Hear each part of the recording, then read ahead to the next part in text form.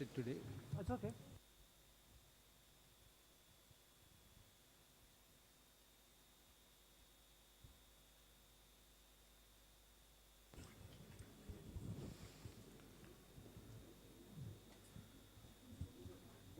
Namaskar, friends, and welcome to this press conference on the Union Budget 2022-23.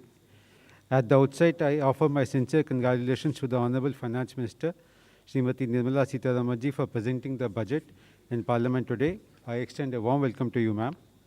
I extend a warm welcome to Honorable Minister of State for Finance, Shri Pankaj Chaudhary and Dr. Bhagwat Karaj.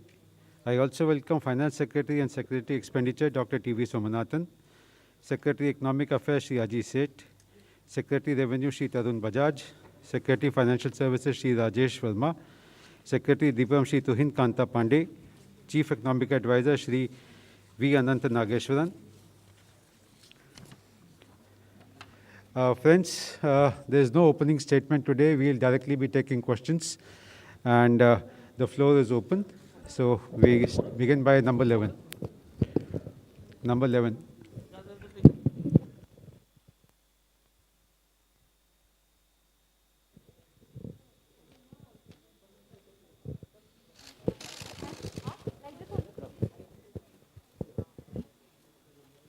Good evening, ma'am, and to your entire team on the budget. Sapna here from CNBC TV 18. Ma'am, two quick questions. You had indicated that contact intensive sectors may require further support. So apart from the ECLGS in which you have carved out a separate window for the hospitality sector, for instance, that's one. One minute. I'm not sure if your voice is coming out audibly. I'll Even repeat. with your mask, if you want, you speak loud a bit. Sure, ma'am. Ma'am, just to repeat, so you had indicated at some point in time that probably the contact-intensive sectors may require further support. So, one is the ECLGS, which you've announced in your budget speech, also a separate carve-out for the hospitality sector, for instance, within that. Anything else, ma'am, that you would like to elaborate on that front? And second, ma'am, aren't your tax and expenditure, both numbers, extremely conservative in the budget? Any reason for that, ma'am? First thing about hospitality and contact intensive. I've said hospitality and related sectors. This was one thing which has come out repeatedly from very many stakeholders, and we recognize that post the second wave, the hospitality is in difficulty and they needed support.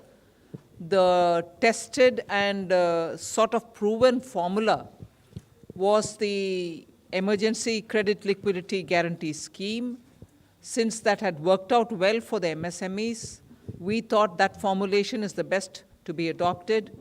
So to the existing 4.5 lakh crores of sovereign guarantee, we added 50,000 crore more sovereign guarantee, and wanted the hospitality and contact-intensive sectors to benefit out of it. So that is the scheme. As it is, many of them are still approaching their banks. Banks can, even without the ECGLS, help them out if they want. But if ECGLS has to be extended, yes, we have given provision of 50,000 crores for it. Well, I thought you commented about the 1st February 2021 budget as well, saying you were conservative. I think our assessments have proven right, and conservative is not being overtly and excessively optimistic. We are sure to achieve the numbers. If anything, we'll probably better them. Number 5. Good afternoon, Madam Finance Minister. This is Karishma here from Business Today TV, India Today Group. I'd first like to congratulate you and the team for successfully implementing yet another budget. Ma'am, my question is on the privatization reform. The disinvestment target has been slashed. The revised target is at 78,000 crore, and of course, the next year's estimate is at 65,000 crore. Ma'am, with this, I'd like to understand how are we looking at LIC, IPO, and BPCL privatization, which have been on cards? I have Tuhin with me here, but before he gives you details, one thing is got to be understood. LIC, we've already sort of told you that in all probability it is going through this year. I've made a specific mention of that in the budget. So beyond what I've said in the parliament, there's nothing more to add for me on that. But I've indicated clearly that it will happen. Now, assessment for the rest of the year about the number being big or small as per your view, I'll have Tuhin get into the details, but we have shown the intent of the government in that Air India got cleared, NINL has found its buyer, there's a little bit more work to be done there, but you are saying that we are progressing in many of these. So I think we've been very realistic in telling what we'll do and achieving what we've told. Tuhin, you want to add anything more onto this? Ma'am, I'll just want to add that disinvestment actually is in accounting terms, when actual receipts to the government. Now, when we, for example, do NINL, nothing comes to the government in accounting terms. But that doesn't mean that we are actually progressing towards privatization in a faster way. So emphasis is on completion of transactions and implementation. And if we keep too high a target, sometimes it also distorts the market, because nothing stops us from achieving when we want to achieve in disinvestment as per the plan which we are there. So ma'am has also mentioned that the ongoing transactions will be carried on and they will be completed. And this transactions, as and when they mature, they come to that. And secondly, on the revised estimates being 78, we should not also conjecture what will be the size of LIC IPO based on that, because valuation is yet to reach the final conclusion based on which we will do that. And there have been instances of actual receipts being different from even the RE figures, so you should not read too much into it. Okay, 122. Hi, ma'am. Meghna Mittal from Newsrise. The budget has remained completely silent on India's listing on the foreign indices. There was an expectation that a tax amendment might happen to enable that. Has that been put on hold, or what is the plan on that?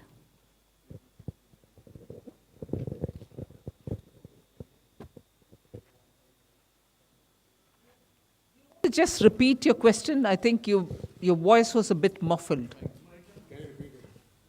Ma'am, I'm Meghna Mittal from Newsrise. My question is that the budget has remained silent on India's listing on the foreign indices. The expectation was of a tax amendment to enable that. So has that plan been put on hold, or what is the update on that? You're referring to the bond indices, Yes, right? yes. The issue is that the NR to NR transactions are anyway tax-free.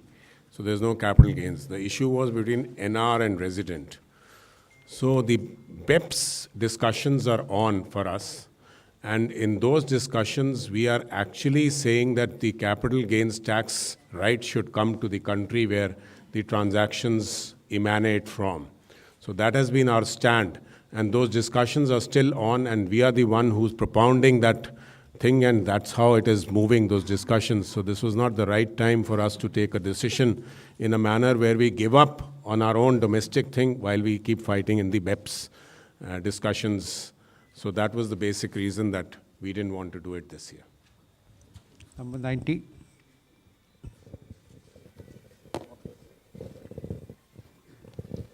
Ma'am, firstly, congratulations. Just two quick clarifications. One is on cryptocurrency, because you did touch about the RBI now giving digital rupee, and it will start from next year. And you've reflected that in the finance bill. You've also taxed cryptocurrency, but there's no regulation. So how are you going to work on that? I'm a little bit keen to understand that. And the other issue, of course, is that in your speech, which was very well put, there was one key issue which affects all of us, including you, inflation. How are you going to deal with that? First thing, Sunil, I said the Reserve Bank will be issuing a digital currency. Currency becomes, or a currency is a currency only when it is issued by the central bank, even if it's a crypto. But anything which is outside of that, loosely all of us refer it to be cryptocurrency, they are not currencies. So let's first understand we are not taxing currency that is yet to be issued. And that provision is now made, and the currency in the name of digital rupee will be issued. Exact name you'll get a bit later, but Reserve Bank is the one which is going to issue it. And what Reserve Bank issues is the digital currency. Everything that prevails outside of it in the name of digital whatever are assets being created by individuals. And in transacting that asset, if there are profits being made, we are taxing that profit at 30%. We are also tracking every trail of money in that by saying every transaction will be 1% TDS, if I can use that expression. There will be a transaction, TDS imposed on every transaction in the crypto world, any transaction that is happening outside. So the distinctions are very clear. Currency is only with the Reserve Bank. That will get issued sometime this year. The transaction happening in the crypto world are of different kinds of assets, and for that, every transaction gets taxed. We have circulated a paper. Inputs are coming in. Public stakeholders are also talking about it. So regulation goes through that process. I don't wait till regulation comes into place for taxing people who are earning profits, can I? Well, every budget doesn't speak explicitly about inflation and its impact, but of course, if you're talking of numbers, money, credit, liquidity, and also supply and demand of essential goods and others, you keep in mind inflation. Okay. 11. Ma'am, मैं आमिर हूँ news nation से। बहुत सारी चर्चा इस बात को लेकर चल रही हैं कि जिस तरह से इनकम टैक्स को लेकर के उम्मीद की जा रही थी काफ़ी समय से, तो इस बार इनकम टैक्स को टैक्स बढ़ाने का टैक्स तो टैक्स को कम नहीं किया गया, कॉर्पोरेट को के टैक्स को कम किया गया। बढ़ाने का उम्मीद है तो मैं बढ़ा नहीं दिया, मैंने। लेकिन ऐसा मैम ऐसा क्या हुआ कि टैक्स में कोई भी रिबेट नहीं मिली? आम जनता जो पब्लिक खासतौर पे सैलरीड क्लास है उसको बहुत उम्मीदें थी इस बार बजट से। मैंने टैक्स इंक्रीज नहीं किया, वो बात मैं दोहराना चाहती हूँ। लास्ट ईयर भी, इस साल भी, एक भी पैसा टैक्स के द्वारा मैंने एडिशनली कमाने के लिए कोई कोशिश नहीं की। पिछले बार प्रधानमंत्री जी का आदेश था कि डेफिसिट कितने भी क्यों ना हो, पैंडेमिक के समय जनता के ऊपर टैक्स का बोझ डालना नहीं, वही इंस्ट्रक्शन इस बार भी। इसीलिए हमने टैक्स के द्वारा कोई पैसा कमा करके पैंडेमिक के समय जो डिमांड्स एंड चैलेंजेस है हमारे ऊपर, उसको कोई उससे राहत ढूंढने का अटेम्प्ट भी नहीं किया। टैक्स इंक्रीज नहीं हुआ। 1 to 4.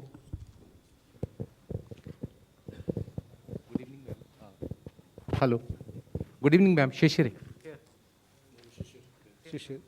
Yes, Shishir.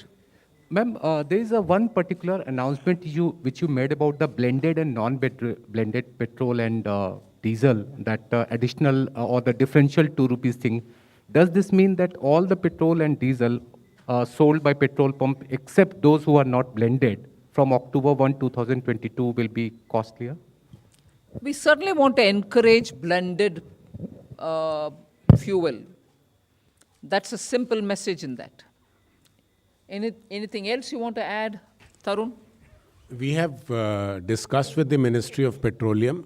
We have also collected data on what is not being blended. And this is something to push the petroleum companies to ensure that they do the blending. So our desire is not to collect this tax because it will be very minimal. But the desire is that the blending happens, and to that extent it benefits the country. 106. मंत्री जी, हमारा आपसे मैं S M Asif इन दिनों से। मेरा सवाल है कि आपने अपने बजट भाषण में कहा है कि 80 लाख लोगों को मकान दिया जाएगा और रोजगार बढ़ाया जाएगा, ये किस तरीके से? ये किस तरीके से? आप इंफ्रास्ट्रक्चर में जब इस साल 5.5 लाख करोड़ का खर्च हम उठा रहे हैं, वो 34% या उससे थोड़ा कम पिछले साल से कंपेयर करते हुए, और इस साल आने वाले साल के लिए जो बजट आज पेश किए उसमें 5.5 लाख करोड़ 7.5 लाख करोड़ तक पब्लिक इन्वेस्टमेंट, मतलब कैपिटल एक्सपेंडिचर हम बढ़ावा दे रहे हैं उतना अमाउंट तक। उससे तुरंत जॉब्स के ऊपर पॉजिटिव असर पड़ेगा, क्योंकि जब खर्च उठा रहे हैं हम एसेट क्रिएशन के लिए, रोड्स बनाने के लिए, एयरपोर्ट्स के लिए, सी पोर्ट्स के लिए, इनलैंड वाटरवेज के लिए, ये सब काम करने के लिए जो रोजगार पैदा होता है, आवश्यक है, उससे जॉब्स इंक्रीज ही होगा। उसके अलावा हमने प्रोडक्शन लिंक्ड इंसेंटिव्स 14 सेक्टर्स में दे रहे हैं। मतलब मैन्युफैक्चर करने के लिए हर एक नया यूनिट जो वो उत्पादन करेंगे उसके लिए इंसेंटिव देने के कारण, और उसके पीछे एक बहुत बड़ा इंटरेस्ट है कि ये मैन्युफैक्चर बढ़ाने के समय जॉब्स भी बढ़ाते हैं। सो PLI के पीछे ये भी हमारा मकसद है कि जॉब्स इंक्रीज होगा, इसीलिए PLI देना है। वो सेकेंड बात है। तीसरी, अभी 60,000 crores have been added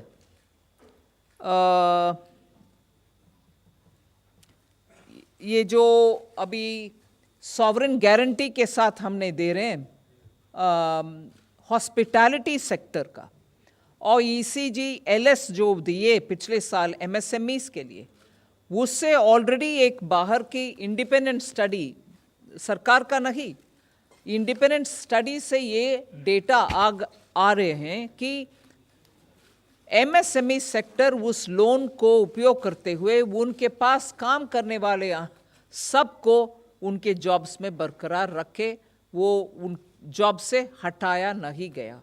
सो सरकार के प्लान हर एक ऐसे जो प्लान्स पैंडेमिक के समय दिया गया आत्मनिर्भर भारत के नाम पर, और उसके बाद ये ECGLS, अभी जो ECGLS हॉस्पिटैलिटी सेक्टर के लिए हम दे रहे हैं, वो सब जॉब्स को मन में रखते हुए ही दे रहे हैं। ये तरीका। Okay, 175. Ma'am, Tarun Sharma from Zee Business. Ma'am, आपने बजट में 2 अनाउंसमेंट्स करी हैं, एक IBC अमेंडमेंट्स को लेकर। मैम, किस तरीके के अमेंडमेंट्स आप देख रही हैं IBC के अंदर जिससे रेजोल्यूशन प्रोसेस जल्दी हो पाए? और दूसरा मैम, आपने कहा एक एक्सपर्ट कमेटी बनाई जाएगी प्राइवेट इक्विटी और वेंचर कैपिटलिस्ट के लिए। मैम, किस तरीके के कंसर्न्स उन्होंने आपके सामने रेज किए हैं? क्योंकि आपने लिखा है कि रेगुलेटर आर्बिट्राज या फ्रिक्शन जो है उसको दूर किया जाए, तो क्या कंसर्न्स प्राइवेट इक्विटी प्लेयर और वेंचर कैपिटलिस्ट? नहीं, they could be any number of concerns, but once when they met me and once when they met the Honorable Prime Minister, they went into a lot of details which are important from the point of view of ease of doing business and also better understanding that sector.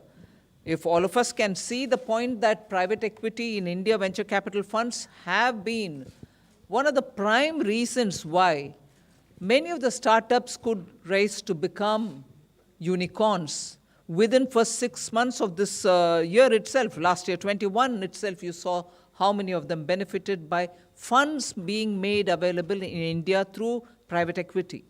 Now, if that sector needs further facilitation, obviously the sector will have to sit and talk with a group of people who can understand their needs and then suggest solution for policy making. That is why I have referred to the consultation which we've had with them and then said that we will appoint a committee which will go through it and come back to the government with suggestions. 255. Ma'am, Gyaneshwar Dayal from Jan Express. I have a question, actually two questions. When can we expect the farmers' income to double? Number one. And When number can we expect the pharmaceutical? farmers' income to double? It was supposed to double in 2022. And how far is the goal of 5 trillion economy? And in what way your budget would take us there? Thank you. Who wants to? I mean, will Ananta Nageshwaran want to answer it?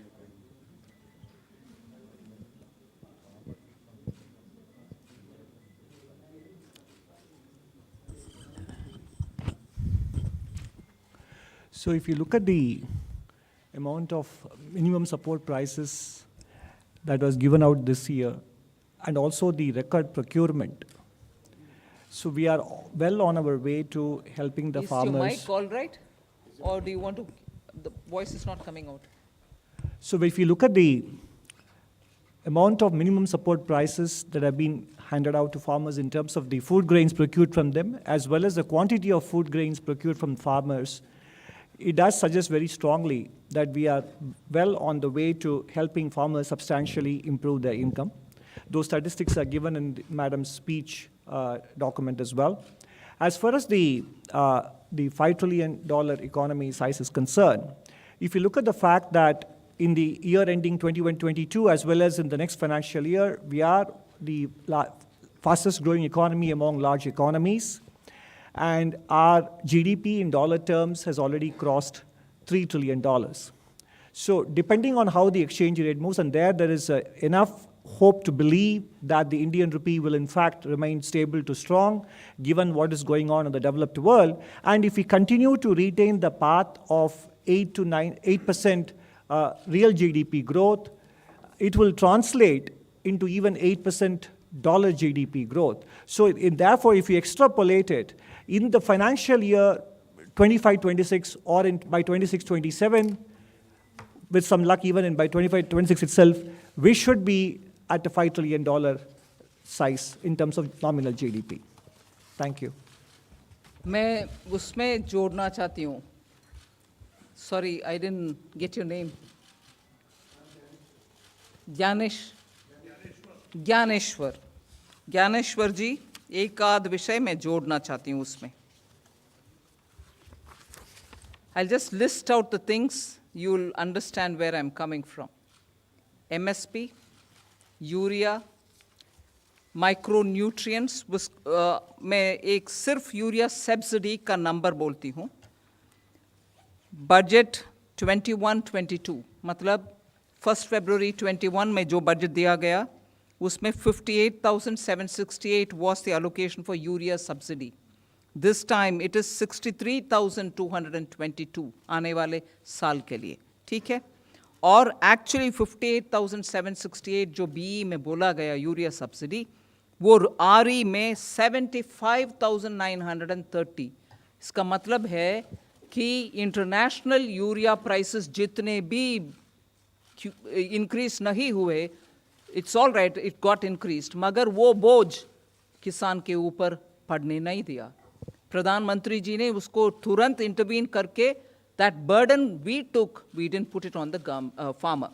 So MSP, urea, nutrient in terms of micronutrients which we are giving for farmers, 6,000 rupees Pradhan Mantri Kisan Samman Nidhi.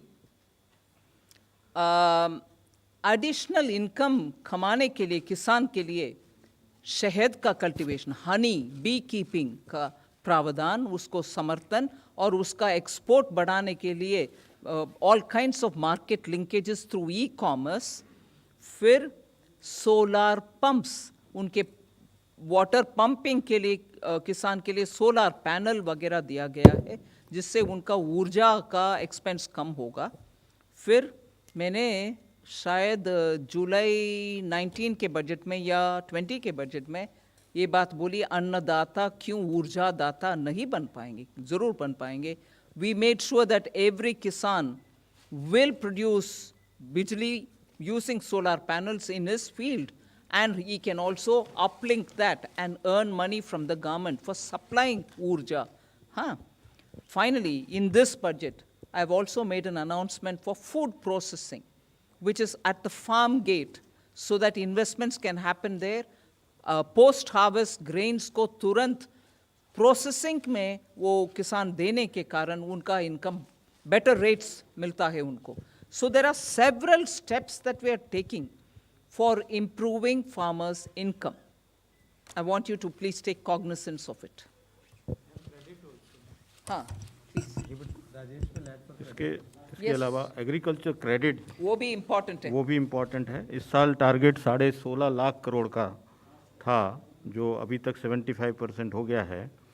अगर आप देखेंगे आज से 16-17 में वो 10,65,000 करोड़ था, तो ये बढ़कर अब 16,50,000 करोड़ इस साल होगा. अगले साल हमारा लक्ष्य है इसको 18 लाख करोड़ तक पहुंचाने के लिए. तो एग्रीकल्चर क्रेडिट में भी काफ़ी बढ़ोतरी हुई. Okay, 125. Ma'am, Timsi Jaipuria this side from CNBC TV 18. Your tax revenue collection targets are conservative, but your borrowing numbers are all-time high. How do you explain that? And secondly, when it comes to public sector expenditure, the capex expenditure for RE 2022, they have been revised downwards. How do you explain growth along with these downward revisions? First, on the, you're saying that the capital expenditure targets for the RE have been moved downwards. From how much to how much, according to you? There's a correction there that you've made. In the Okay. public sector expenditure, but No, not in the capital expenditure budget estimate was 5,54,000 crores.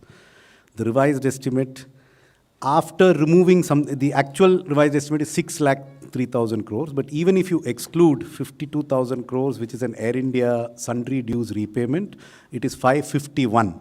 So the RE is 551 against a budget estimate of 554. That is statistically insignificant. So basically the capital expenditure targets are expected to be achieved.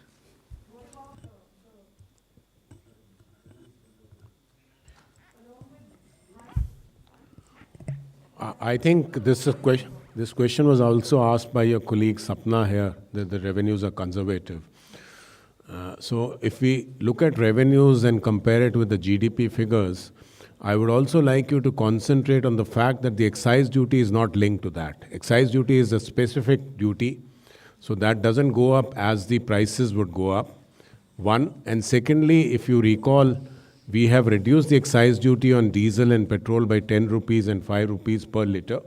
So if we take away the excise duty numbers both from the RE of the current year and the B of the next year, then the growth in the revenues is more than 14%, which I think is not conservative, but is a very pragmatic number, and we would make all attempts to achieve that. Number 70, number 70, number 70. No, the borrowing number is nothing but the fiscal deficit minus the expected small savings collections and the other sources. So they tally. I mean, it is 16,61,000 is the total fiscal deficit.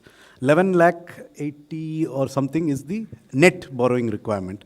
The difference is small savings and certain other sundry receipts. I don't see any, there is no artificial, that's a very realistic number. It's based on our best estimate of what will be collected in small savings, and net of that is the borrowing requirement.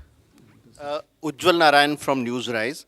Ma'am, in last year budget, you have announced about privatization of two state-run banks. But this year, there is nothing that sort has been confirmed in the budget. Just wanted to know what is the situation. Does government is going with the stated policy which it stated in last year budget, that for the privatization of two state-run banks, and what is the holistic policy on the privatization of bank and insurance company as a whole? You've answered the question yourself. What is the holistic policy? Holistic policy is a continuation of last year's budget. I've said that. This budget in every aspect is a continuation of last budget, inclusive of the privatization matter that you're talking about. That's what I'm telling you. We are continuing that agenda. All right? Number 68. Status, but Sorry? Yeah, I said Air India also, and I've done the Air India, haven't I? Huh? That's right. When we have something, you will get to know, no? I'm not doubting it. Huh?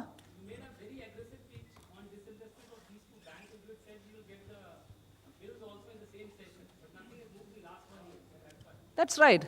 Thanks for reminding me. Number 68. Can I just supplement on the borrowing? I think I am. Hold on. Hold on.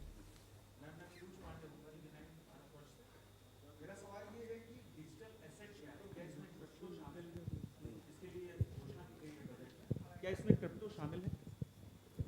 क्या चीज़? Digital asset क्या है? क्या इसमें crypto, जिसको currency भी कहा जाता है, क्रिप्टो करेंसी, तो जिसके लिए घोषणा की गई है आज बजट में? घोषणा की गई है कि सेंट्रल बैंक एक डिजिटल करेंसी इशू करेगी, बस। उसके अलावा हम चर्चा में क्रिप्टो क्या है, क्रिप्टो एसेट क्या है, अभी नहीं होगा। वो जीरो ड्राफ्ट जो है, जिसके ऊपर स्टेक होल्डर्स कंसल्टेशन चल रही है, आप भी उसमें शामिल हो जाइए। नहीं मैम, मैं ये जानना चाहता हूँ कि डिजिटल एसेट क्या है बेसिकली। ठीक है, वही है वो प्रश्न, और डिजिटल एसेट्स का डिस्क्रिप्शन, ये सब उस स्टेक होल्डर कंसल्टेशन के बाद है, उस समय बात करेंगे उसके ऊपर। ठीक है, 1 to 1.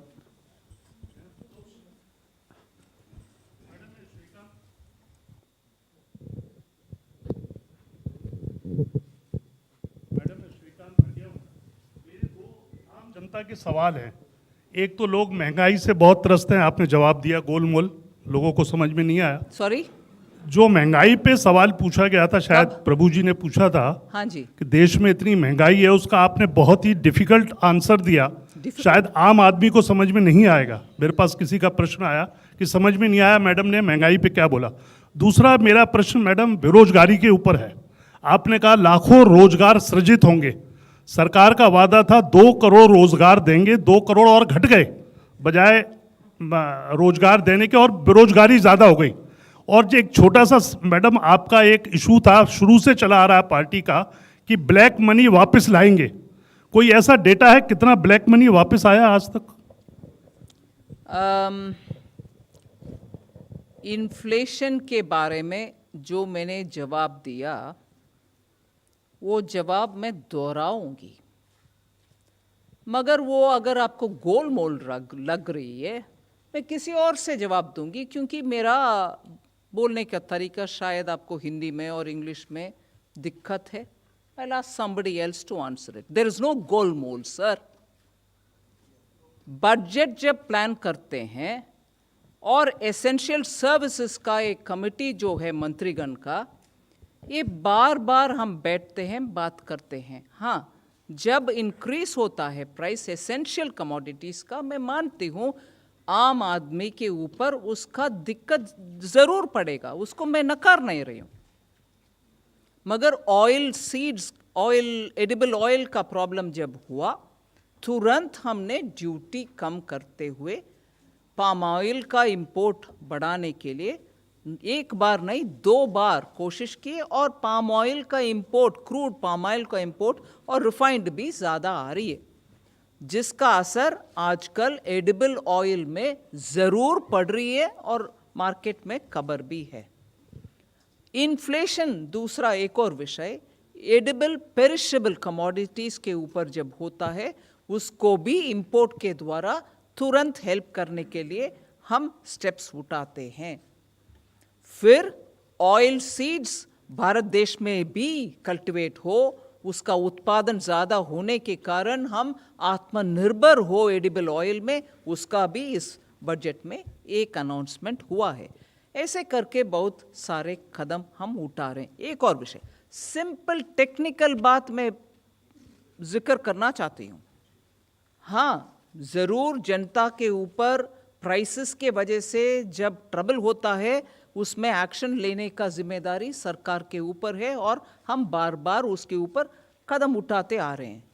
मगर टेक्निकली 6% से ज़्यादा कभी ब्रीच ही नहीं, छोटा इधर उधर 1 महीना हुआ होगा 6% ब्रीच करने का इन्फ्लेशन का विषय में मैं याद दिलाना चाहती हूँ, इस सरकार 2014 से लेकर आज तक we have not allowed it to go to double digits. जो याद होगा आपको, उससे पहले 2014 से पहले it was always in the range of 10, 11, 12, 13, even food products.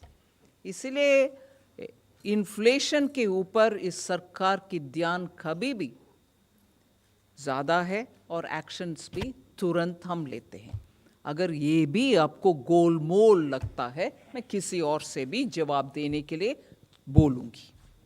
ठीक है, बोलिए, चूज करिए किसी के। एम्प्लॉयमेंट के बारे में मैं ज़रूर बोलूँगी। बहुत सारे, मैं भाई साहब, पैंडमिक के वजह से पूरे दुनिया में बहुत उथल पुथल हुआ, जॉब्स में नुकसान हुआ बहुत देशों में, हमारे यहाँ भी। मगर हमने आत्मनिर्भर भारत के दौरान बहुत सारे ऐसे अनाउंसमेंट किया जिसमें बहुत लोगों के जॉब्स इंटैक्ट रही। हाँ, जिनको नुकसान हुआ उनको अभी हम धीरे धीरे बहुत स्कीम्स के द्वारा हेल्प करके आ रहे हैं। ये नहीं नकार, I mean I am not denying that there has been impact on jobs, मगर एकदम कुछ नहीं किया वो सही भी नहीं है। कल का इकोनॉमिक सर्वे में अनंत नागेश्वरन जी और हमारे principal economic adviser, I think is here, Sanjeev Sanyal, इतना विस्तृत रूप में जॉब्स के लिए क्या क्या पिछले साल में हुआ वो डिटेल दिए हैं। मैं संजीव से बोलूँगी आपको ज़रा इन्फॉर्मेशन शेयर करने के लिए। हाँ, so it will help you to know. Thank you. Number 260. Somanathan wants to. Okay, yes. No, just specifically on job. Yeah, but specifically on jobs and specifically what is in the budget. So one is there is an additional 2 lakh crores of lending to MSMEs which is outside the ECLGS. So ECLGS is for those affected. It's an automatic program for existing borrowers. This is for new lending to MSMEs unconnected with ECLGS. 2 lakh crore of additional provision has been made in this budget. ECLGS has, as already mentioned, been expanded for the hospitality and related sectors. The outlay on Pradhan Mantri Gram Sadak Yojana is up by 27%. And in addition to that, a provision is being made that in the capital expenditure support to state governments, if state governments have certain priority projects in PM Gram Sadak Yojana have been identified, we will even take the 40% state share on those components so that the states have no burden in carrying out these works. These are extremely labor-intensive projects. And in addition, of course, there is a huge increase in capital expenditure. It has a very high employment effect. We have a new scheme for the Northeast, which is abbreviated as PM Divine, which is the PM's development initiative for the Northeast.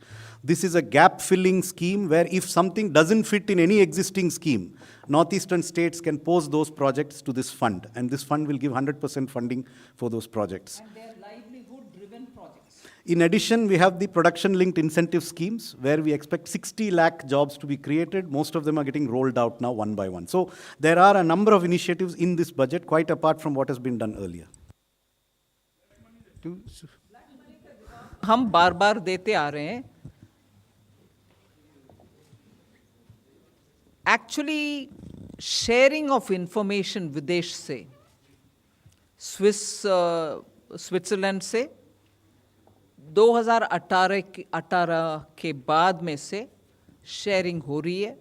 विदेश में जो accounts है उनमें कितना पैसा पड़ा हुआ है उनको वापस ले आने के लिए।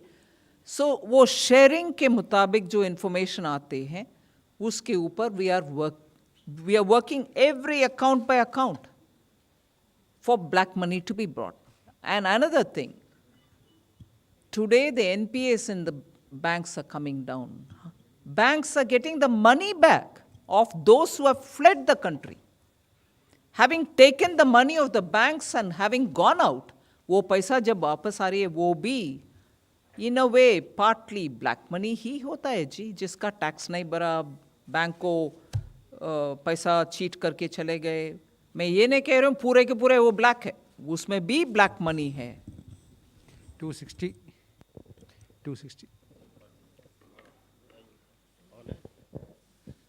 मैम आनंद हूँ इंडिया टीवी से। हाँ मैम, आपके लिए भी उधर से बहुत वैसे सवाल आ रहे थे। अपोजिशन ने ये कहा है कि जो आपका जो आज बजट है वो डायरेक्शनलेस है और इसमें सिर्फ भविष्य की बात की गई है, तात्कालिक राहत के लिए कुछ नहीं है। और राहुल गांधी ने तो इसे कह दिया जीरो सम बजट कहा है। उन्होंने कहा है कि इसमें सैलरीड क्लास के लिए, मिडिल क्लास, गरीब, युवा, किसान, एमएसएमई के लिए कुछ भी नहीं है। तो सवाल ये है कि क्या विपक्ष को और खासतौर से राहुल गांधी को आपका ये बजट समझ में नहीं आया या फिर उन्होंने राजनीति के चलते ऐसा कह रहे हैं वो लोग?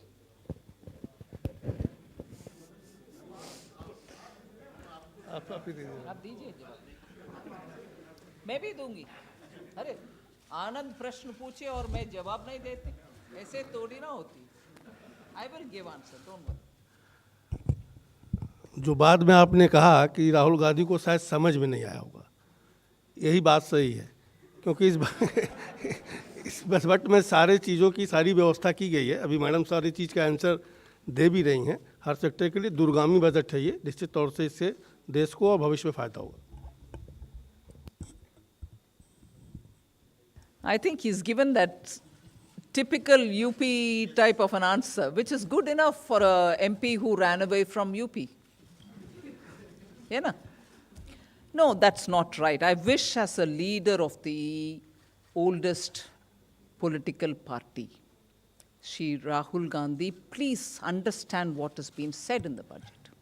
On every one of the category that is named, youth, farmer, I have mentioned repeatedly what benefits them.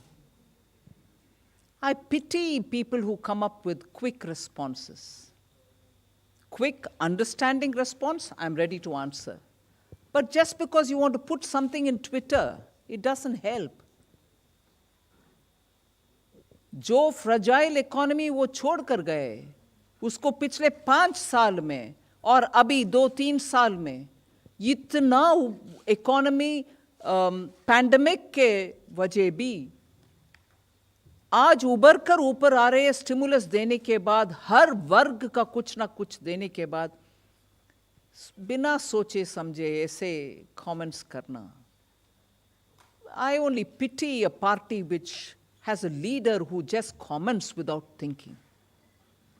जितने भी कमेंट्स हमारे ऊपर वो डाल रहे हैं, कम से कम जिन राज्यों में शायद 2 बचा है जहां उनके सरकार है, जाके वो करके दिखाने के लिए उनसे बोलिए. क्या पंजाब में एम्प्लॉयमेंट ठीक है? क्या महाराष्ट्र में किसान ठीक है? आज भी महाराष्ट्र में कॉटन फार्मर्स के बीच में आत्महत्या हो रही है, उसको रोक रहे हैं राहुल गांधी. इसीलिए हर विषय बोलने से पहले वो महाराष्ट्र और पंजाब में कर दिखाएं फिर बात करें, छत्तीसगढ़ में कर दिखाएं फिर बात करें. Almost irresponsible comments are coming as criticism. I'll take criticism, but not from somebody who has not done his homework. Thank you. 266. Ma'am Akhilesh Sharma NDTV से. इनकम टैक्स रेजिम को लेकर के सवाल था. आपने बजट में घोषणा की थी न्यू टैक्स रेजिम की, और जो आंकड़े अभी तक आए हैं, कोई बहुत ज़्यादा लोगों ने उत्साह उस नए रेजिम के लिए नहीं दिखाया. और दूसरा प्रश्न ये है, जो आपने खुद जिक्र किया कि पिछले 2 साल में पूरी दुनिया में उथल पुथल हुई है, कई जगह पर रोज़गार की कमी हुई, भारत में भी उसका असर पड़ा है. तो जो मिडिल क्लास है वो एक राहत की उम्मीद कर रही थी, कुछ राहत मिले इनकम टैक्स स्लैब्स के अंदर. हालांकि आपने कहा कि देखिए पिछले 2 साल से टैक्स नहीं बढ़ाया गया, तो क्या इसी को राहत माना जाए कि टैक्स नहीं बढ़ा है? नहीं, मैं सिनिकली जवाब नहीं दूंगी उसको. सिनिकली अगर देना है तो मैं बोलूंगी हाँ टैक्स बढ़ा नहीं है इसीलिए राहत है. नहीं, I am not saying that. There are times when you can give. There are times when it will have to wait a bit longer. So I'm sorry it didn't happen. But बहुत सारे जो middle class का हुआ वो भी middle class के खाते पे डालिए ना. Middle class across the board. मैं बजट में जो उपयोग की लाइन वो आपको पढ़ना चाहती हूँ. It's not one particular segment. किसान में मिडिल क्लास नहीं है, एमएसएमई में मिडिल क्लास नहीं है, अफोर्डेबल होम्स में मिडिल क्लास नहीं है. उन सब का राहत दिलाया नहीं है. हम मिडिल क्लास मतलब क्या बोलते हैं, अफोर्डेबल होम्स जो देते हैं मिडिल क्लास को देते हैं, सीनियर सिटीजन्स में मिडिल क्लास नहीं है। आज स्टॉक मार्केट में रिटेल इन्वेस्टर के नाम पे जो जाते हैं, क्योंकि फिक्स्ड डिपॉजिट में रिटर्न्स इतना अच्छा नहीं है इसीलिए स्टॉक मार्केट में जा रहे हैं, वो मिडिल क्लास नहीं है। सो मिडिल क्लास के वर्णन हम मन में रखें प्रश्न पूछने से पहले। Number 9. हाँ, yes, we have been, actually, Tarun can say something more. There are two regimes, one in the corporate sector and one for the one that came last year. So on the corporate also, when the tax rate was reduced from 30 to 22%, a choice was given to the corporates to move to the 22% regime while taking no exemptions. So we have figures for 1920 financial year, which is the assessment year of 2021. 65% of the income has actually shifted to the lower tax regime. So basically, a large number of people are shifting, people who are finding that they don't need exemptions or their exemptions are over, they are moving into that. Let me also mention to you that we have analyzed data for corporates.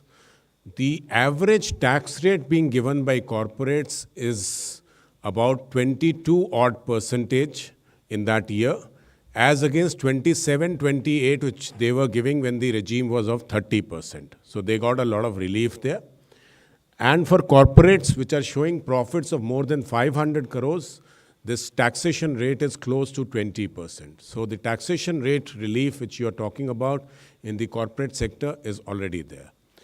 As far as individuals and HUFs and the others are concerned, where a second option was given in the last year, since the date was extended for filing the returns, we'll be able to analyze the returns this year and know how many people have shifted. But my own anticipation or own analysis says that people with a little higher income, say 15 lakhs, 20 lakhs and above, should have shifted to the new regime, provided they were not taking benefits like housing loan benefits or they were not taking benefits like LTC. But we'll get to know exactly what has happened after we analyze this, and based on what analysis actually comes, will give us a pathway of what action or what steps we need to take in the future. Good afternoon, ma'am. Here downstairs. Sanjay Agarwal from PN News. Ma'am, today you just mentioned about the stock markets. So I was watching that when you announced about digital virtual currency. So that time the cryptocurrency, the stocks went up, and SBI, the largest, banker in India, the stocks went down. And you'd get on a very innovative budget despite you've given on postal services are going to go to the rural and they're going to get a lot of savings money. So what's the reason? Why is this reaction?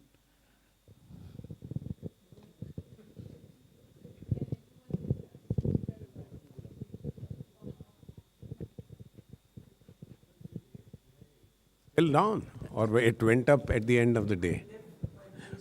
I think you have to ask the investors who are doing it, because I don't see any, I don't think we can answer for them as to why they think the digital currencies are not good for banks is a matter of speculation. What is the question on? It went up. Okay. So I think we should have taxed it even more. It would have gone up even more. Number 5. Good evening, ma'am. This is Chetan from Business Today TV, India Today Group. Ma'am, fiscal deficit is pegged at 6.40%. Ma'am, what are the calculations and assumptions based for that number, considering the fact that the geopolitical tensions are rapidly changing and the global macros are also changing rapidly, especially for the crude and other related commodities. So, what is the bet on that number, ma'am? I'll ask Somanathan to give you details, but what do you think it should have been if it's not 6.4? Because you sounded very sure it's 6.4, but it's a question, ma'am. Do you think what are the calculations behind and the assumptions behind that number, ma'am? All right. First of all, the assumption. It is 0.1% increase in fiscal deficit this time, because why couldn't we get that? No, see, first let me answer him first. the calculations which underlie it are given in the budget at a glance document. So it is 6.4 based on our prediction of what the GDP will be and our estimates of revenue and expenditure. Now, somebody said your estimates of revenue are conservative. I think the Revenue Secretary has clarified that they're actually quite realistic. We think they are realistic, but when in doubt, we have chosen to do what we think is definitely likely to happen, rather than repeat the practice of having estimates which are not perhaps considered credible. So we've been tried to keep our estimates realistic based on the factors that you mentioned, that yes, there could be an upside. I mean, maybe revenues can grow more than 14%, but there are all the headwinds that you refer to. There's a federal taper, there's a possible oil price risk, which could all affect the economy. So we think the numbers we have here are likely to be achieved. It's the best estimate of what could be achieved. So I would say there's a very realistic projection of 6.4 as the percentage, given what is likely to happen to GDP, what is likely to happen on the revenue side, and what we have provided on the expenditure side. So they are estimates that they are the best estimates we can produce with a high degree of credibility of being achieved. And you, sorry. Yeah, we are being transparent. It is likely to be 6.9. So we have not massaged it to 6.8. 107. Ma'am मैं नितिन हूँ लोकमत से। हाँ, आपने अभी बोला कि महाराष्ट्र में किसान अभी भी आत्महत्या कर रहे हैं, तो क्या केंद्र सरकार ऐसा क्या काम कर रही है जिससे वो आत्महत्या रुक सके? दूसरा, आपने 80 लाख गरीबों के लिए मकान इस बजट में प्रावधान किया है, जबकि प्रधानमंत्री ने 2022 तक हर घर के हर सर पे पक्की छत का वादा किया था, तो ये कब तक पूरा होने वाला है?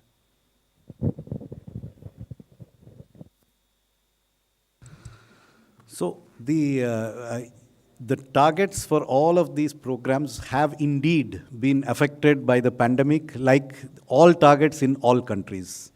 So barring the setback which occurred during the pandemic, the programs are on course. And if you exclude the delays and disruptions caused in the last 2 years by repeated waves of a pandemic which is not in government's control, broadly, they are on course to achieve the housing targets.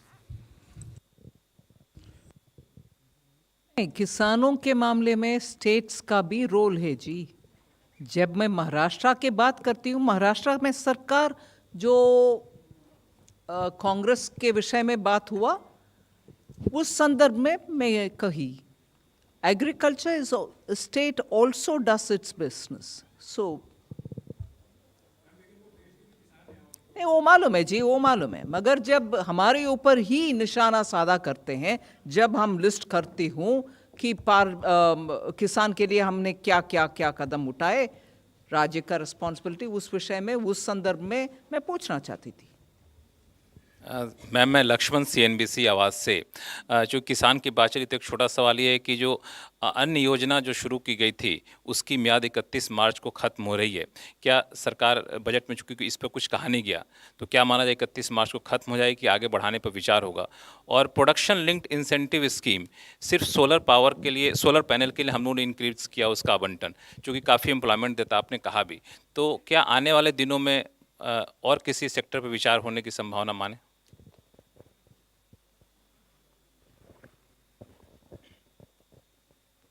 अभी ही शुरू हुआ है PLI और अच्छा response मिल रही है उसका। 14 sectors का PLI है। अभी बढ़ाने के विषय में कुछ सोच नहीं है, मगर जो अनाउंस हुआ है वो तो फुली इम्प्लीमेंट हो, उसके ऊपर ध्यान हम देंगे।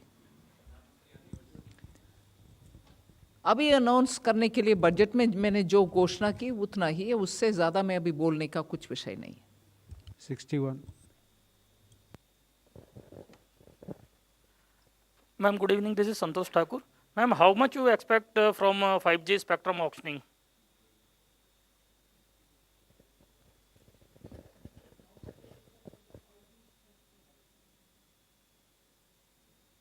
Even if I can speculate on it, this will be the day to do it. I won't be able to do it. Number 42.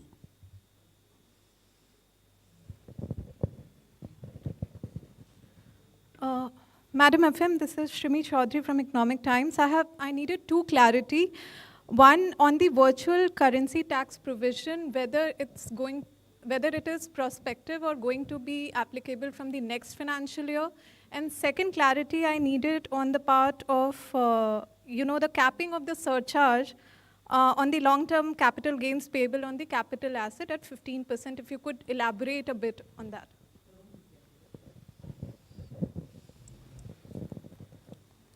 The answer to your first question is 1st April. And the second part was... Surcharge. Yeah. The surcharge, we have brought in two provisions. One, the surcharge on companies is today 15%.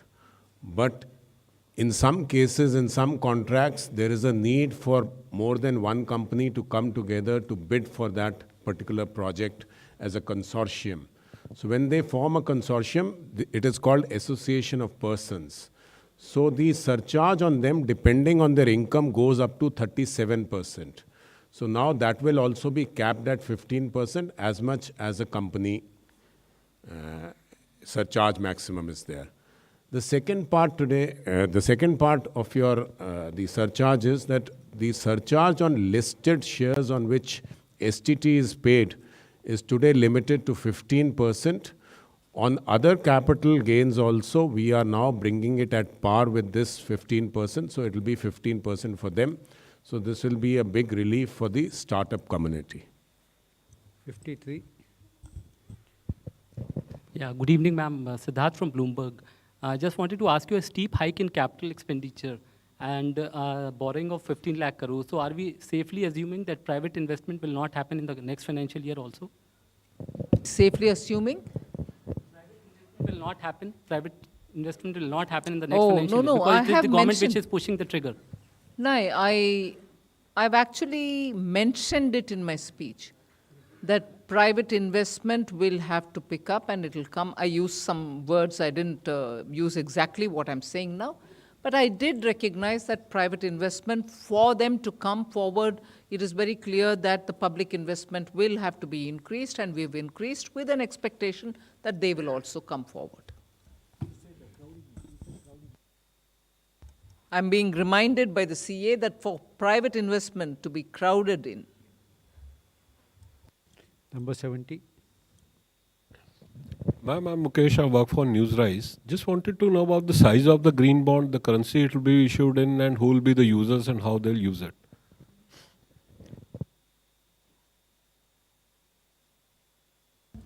See, first of all, the green bonds are part of the overall borrowings of the central government.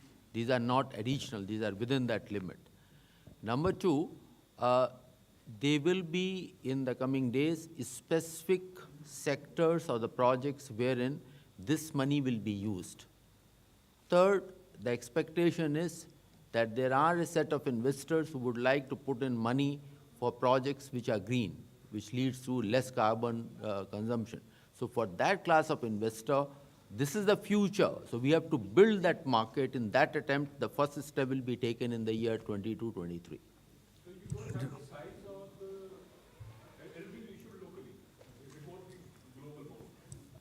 At this point of time, it is in the domestic market, and we are in a conversation with Reserve Bank of India and with the market participants, and the size, etc., will be determined in the coming weeks. I just wanted to add, because I was watching some commentary, I just wanted to make it very clear. There is no connection between the size of our capital expenditure and the issuance or non-issuance of any green bond. So whatever the size of the green bond issue may be, this is the budget, and this is the total amount of borrowing. It is part of this borrowing that may come as a green bond. It is not that the green bond is a requirement or a conditionality for this budget to be executed and for the capital expenditure to happen. I just wanted to clarify that. Yes, but it will be part of the total market borrowings which have been projected in this budget of 11,58,700. So it is not over and above that. And this 1158 is not dependent on the issuance of a green. They are two separate transactions which will happen, but they are within this limit. And there is no conditionality about if this green bond doesn't get issued, then the capital expenditure may not happen. No, there is no such linkage. Just 1 minute, madam. On the Shrimi's question on the taxation, I want to clarify, it is still taxable as of today. It is not that it will become taxable from 1st of April. So I just wanted to clarify that you don't, the message should not go that it is not taxable today and becomes taxable from 1st of April. It is taxable today, but a specific regime has been brought in by the FM, which will be applicable from 1st of April.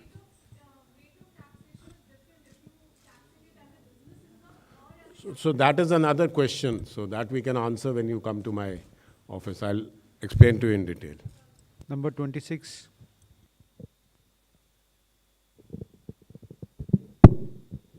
Just one clarification. There is a mention of effective capital expenditure of 10.68 lakh crore, and what I found out that it includes the expenditure, some of the expenditure towards NREGA also. So just want to understand the reason, and does that include the long-term loan given to states, like 1 lakh crore? Yes, it includes the 1 lakh capital expenditure loan given to states, because that is for that is exclusively for capital expenditure. The assistance given to states is for capital expenditure alone in the form of a 50-year interest-free loan. And again, let me clarify, it was mentioned in the speech, but it perhaps has not been noticed in some quarters.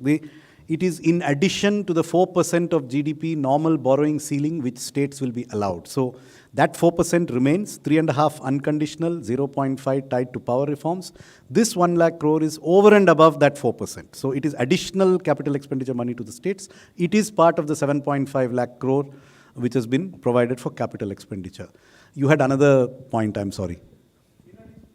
NREGA. So NREGA is classified in the government accounting system as grant in aid for capital expenditure because it is expected that some assets are created, but it is because you seem to have some discomfort with that, and that is why we have footnoted it very transparently as to what amount of it is NREGA. So if you feel that NREGA is not a very productive expenditure, if that is your opinion, then we have allowed you to make your own calculations by giving those figures separately. So we have said provisions for also includes allocations under demand-related scheme, which would vary based on demand. So that has been indicated transparently. It is for you to draw your own conclusions. 110.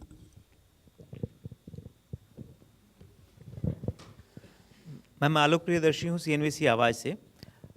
जो देश में manufacturing sector है सबसे ज़्यादा job देता है, उम्मीद की जा रही थी कि मैन्युफैक्चरिंग सेक्टर की तरफ से कि बहुत सारे रॉ मटेरियल जो खासतौर से इंपोर्ट होते हैं उनकी इंपोर्ट ड्यूटी में कट होगी। एक दो चीज़ों में जैसे जेम्स एंड ज्वेलरी के लिए भी कट हुआ है और कुछ स्टील के स्क्रैप का आपने 1 साल और ड्यूटी कट को बढ़ाया है, लेकिन इसके अलावा भी बहुत सारे ऐसे आइटम्स हैं जैसे कॉपर, एल्युमिनियम जैसी चीज़ें थी जो कि इंपोर्ट होती हैं और सस्ती पड़ती हैं, उन पर इंपोर्ट ड्यूटी रॉ मटेरियल के तौर पर नहीं हुआ। तो क्या इससे मैन्युफैक्चरिंग सेक्टर की जो उम्मीदें थी कि एक्सपोर्ट्स को लेकर जो ग्लोबल कम्पिटिटिवनेस है वो उनकी ख़त्म होती जा रही है, उसको लेकर सरकार ने इस बजट में क्या विचार किया था? मैं आइटम वाइज आपको जवाब नहीं दे रही हूँ, मगर broadly manufacturing has to be supported, and for that पिछले बजट से लेकर इस बजट तक जो आइटम हमारी इंटरमीडियरी प्रोडक्ट्स और रॉ मटेरियल्स है हमारे देश में उसका ज़रूरत है, उसके ऊपर हमने कुछ भी टैक्स बढ़ाया नहीं, इंपोर्ट को अलग करते हुए। एक तरफा हम आत्मनिर्भर भारत बोल रहे हैं क्योंकि भारत में जिन जिन प्रोडक्ट्स का उत्पादन हो रही है वो इंपोर्ट के नाते अलाउ करना सही नहीं है, मगर जिसका उत्पादन इधर नहीं है मगर वो रॉ मटेरियल है क्योंकि डाउनस्ट्रीम इंडस्ट्रीज़ का वो आवश्यक है, फिर उसका इंपोर्ट अलाउ कर रहे हैं। वो ब्रॉड प्रिंसिपल है, उसी ब्रॉड प्रिंसिपल को हम आइटम वाइज देखने के बाद ही बजट में प्रावधान कर रहे हैं। इसीलिए आप इस बार जो मैं स्पीच में आइटम लिस्ट किया सिर्फ उसको ध्यान में रखते हुए ये नहीं समझना कि सिर्फ उन आइटम्स को दे रहे हैं बाकी सबको नहीं दे रहे हैं। पिछले बार जो दिया गया वो कंटिन्यू होती है इस बार। 120. Ma'am, I'm Nikunj Ori from Business Standard. Ma'am, there's been an allocation of 52,000 crore for Air India. Is this over and above what was sought in the supplementary demand for grants, which was 62,000 crore?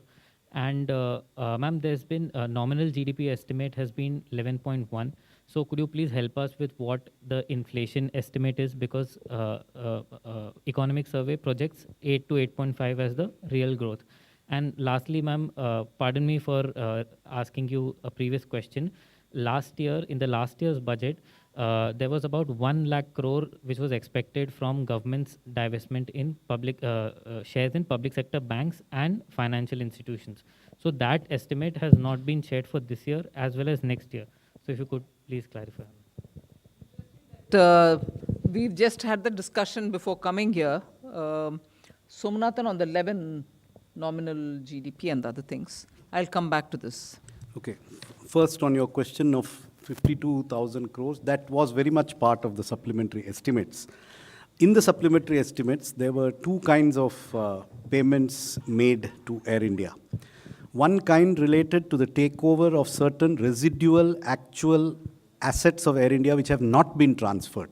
For example, their buildings, their land, they have some very valuable real estate and other assets. So those are part of the 62 something, they are not part of the 52. Those are actual capital assets which we retain.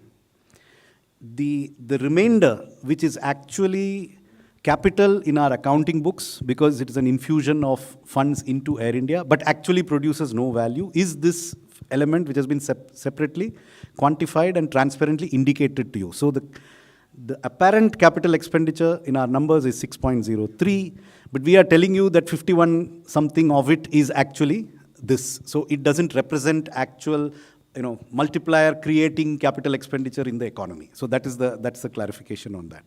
Your second point was on? 11%. See, we had a very difficult job of trying to estimate the nominal GDP. Remember, what the economic survey has given you is the real GDP growth, which they have estimated at 8 to 8.5%. The first difficulty we have is that the current year's GDP, which we have taken here from the Central Statistical Organization, which came on January the 7th, is essentially an estimate which is pre-Omicron in its construction. I mean, the inputs that went, because they are a statistical organization, they don't make guesses. They went with the trends they had on the date they made the estimation, and they did not have the Omicron trends with them.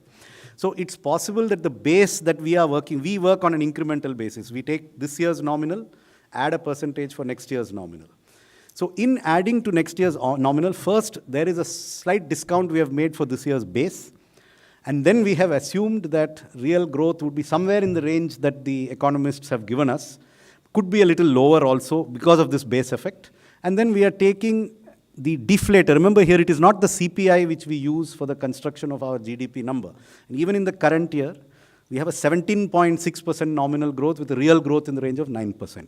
Since there's a very high deflator this year, there is a possibility that next year's deflator will have a base effect which will make it lower. So taking all these factors into account, we have come to a number which is effectively, which comes to 258 lakh crores as the nominal GDP estimate. Your third point? I think that has, we do not have, I don't think we have ever said that out of 175, 1 lakh is for banks. No, it was. No, that was the. It was an entry last time because a split was done. I think the split has been done away with because it really doesn't matter, where you bring this money from. I mean, money is fungible, so it comes from this or that. Also, coming back to the question that came earlier from your neighbor on the, I think I have now understood better why she's saying what she said. So let me try to give you the answer. So if I'm understanding you correctly, but let me give you the last year's budget estimate for the fiscal deficit in absolute numbers was 15,06,000 crores. The projected budget estimate is now 16,61,000 crores. That is an increase of about 1.5 lakh crores in the amount of the fiscal deficit. If you look at the market borrowing estimates, they were 9,67,000 crores in last year's budget estimates. They have gone up by about 1.9 lakh crores in this year's budget estimates. So there is actually not much of an incongruity between the increase in the deficit and the increase in the market borrowing. What may be giving you this impression is that in this year's revised estimates, the market borrowings are lower than in the budget estimate because of an unexpected increase in small savings. So this year's small savings have been unexpectedly buoyant, perhaps because interest rates on deposits went down and these rates remained constant. But that could very easily reverse with the interest rate cycle reversing now. So we have remained, our small savings projections are based on last year's budget estimates, which were 391, they are now 425. So we have projected realistically what we expect as small savings in a normal growth without the unexpected increase that happened in the current year. So it's 1.9 growth in market borrowing against 1.5 lakh growth in the deficit. Very reasonable in my opinion. Number 10.